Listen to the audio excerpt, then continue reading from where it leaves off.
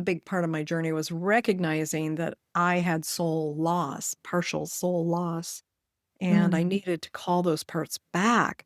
And that might have been my sadness, right? I was like, there's a deep grief here.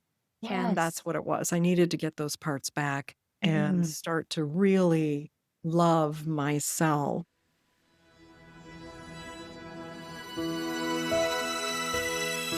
Hello, dear ones. This is Colleen Akiko. Welcome back to We Be the Change, where we explore illuminating from within to transform without.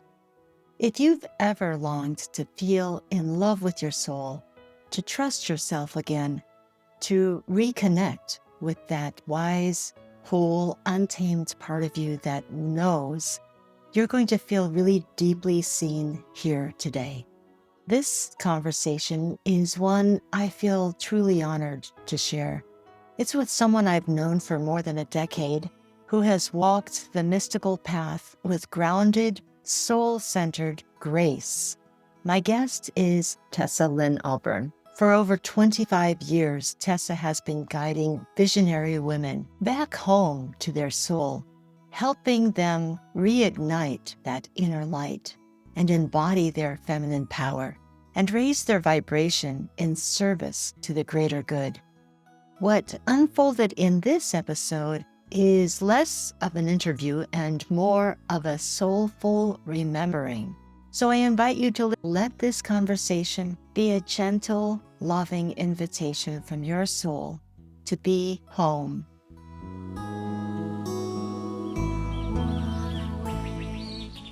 I am blessed and delighted to be here with my friend Tessa Lynne Alburn. Tessa is a spiritual guide, energy mentor, author, and soul connection coach. And for more than 25 years,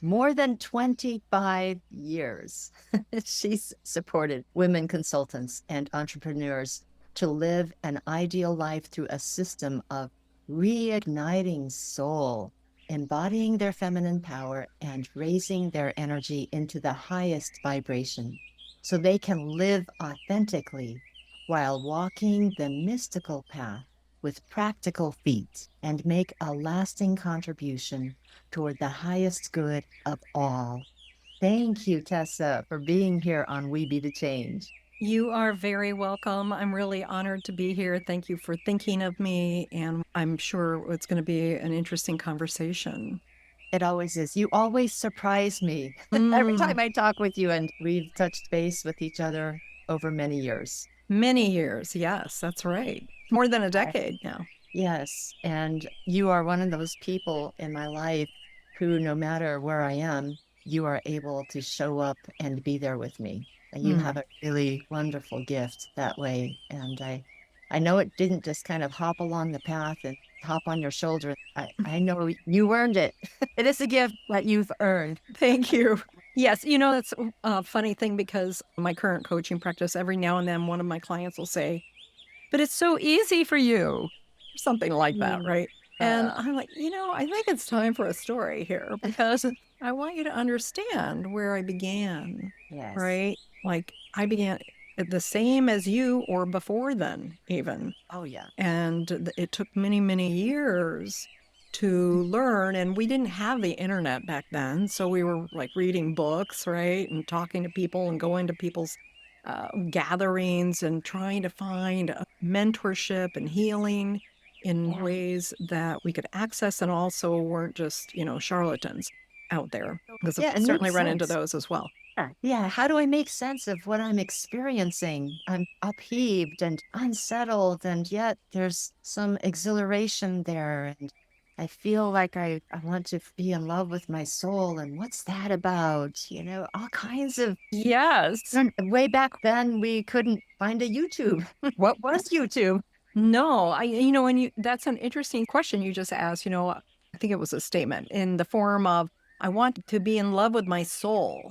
Yes. And that's a thought that wouldn't even have occurred to me Mhm. years ago. Like I knew there was a soul and I could feel my soul, but I felt like my soul was hurt.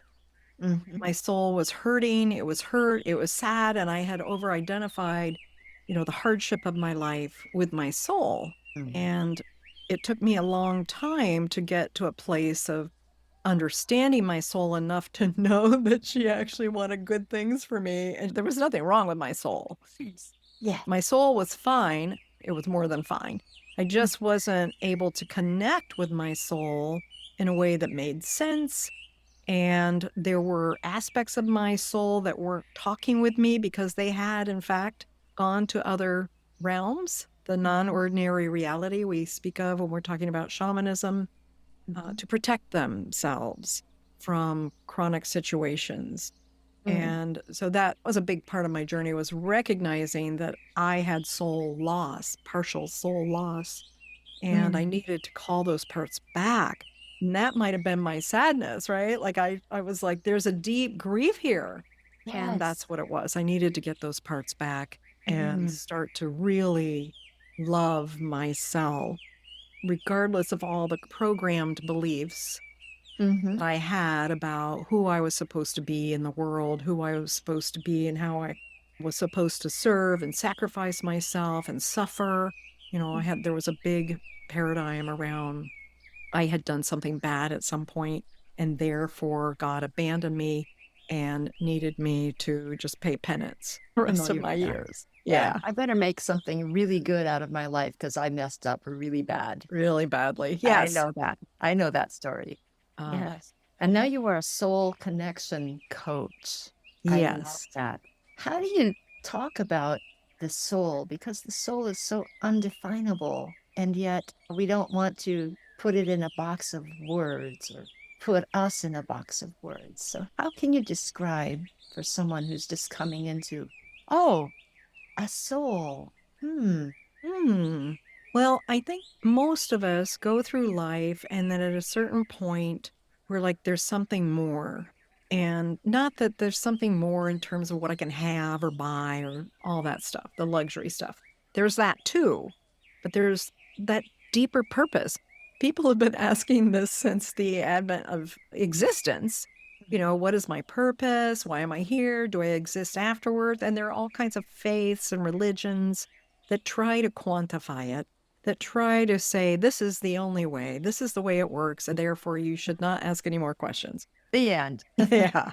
And Be a that's the good girl thing. and shut That up. is the thing with soul. It is never the end Right. because the soul is like, I think of it like a container of growth and also wholeness and connection to source. Hmm. And I think we tend to forget that the most. When we're thinking about a soul, many people are sort of coming from that place of like, I need almost like ego soul. Like, I need Yes. a soul. My soul says this, my soul says that. No, I don't feel it in my soul. I need a soul mate. That's a specific ego Yes. thing.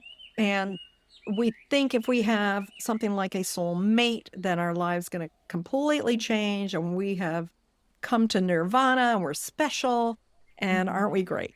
And Everything is beautiful. it's all beautiful. And look at that. My life just fits together, one glove, two gloves, there they are, beautiful. But we can have many soulmates. And I Mhm. do believe we have many soul friends, part family, soul group, soul family that are perhaps similar enough in wherever in the oneness at one point where maybe we were next to each other in the oneness. I don't know how it works, but at some point we said, we get each other. We're kind of on a certain level and we want to help each other grow. And then there are other souls out there who are on a completely different journey who show up in our lives to really teach us. Like usually Mhm. these are the antagonists, the ones we don't want anything to do with. There Mhm. may have been some kind of agreement on the Sure. on the other side of things Yeah. to help I'll be us the all. narcissist. Yes, learn and grow. And I think that's really what it's all about. It's about learning and growing and knowing we're never without our soul's love. We're never without her love. Mhm. And sometimes we can't feel it, but it is there. It's like it's in the ether. You can't not have it. Yes. If we didn't have a soul, as I like to say, we would just into a burning bush. That would be it. And even then, we would probably still have a soul because bushes have Just souls. wouldn't have a body. Yes, exactly. Oh, we just wouldn't have a body. at the soul, there's something, some great intelligence. So if I could pick two words that it's closest to, it's that great Mhm. intelligence. And then I'm going to add a few more with love. Yes. Always Yes. love. Always love, care, love. And with all that comes acceptance and patience. And, they're not in a rush. Our souls are not like, hurry up and get this. Thankfully.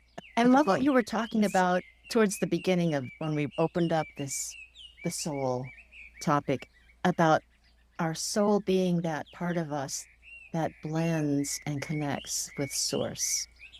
And the words definitely fall short. And yet we can have a sense of that. It's like we'll use words, say, like, oh, this aspect of me that is connecting and blending with that which brought me forth somehow. I'm finding myself personally that this blend place, this sacred blur. I like that.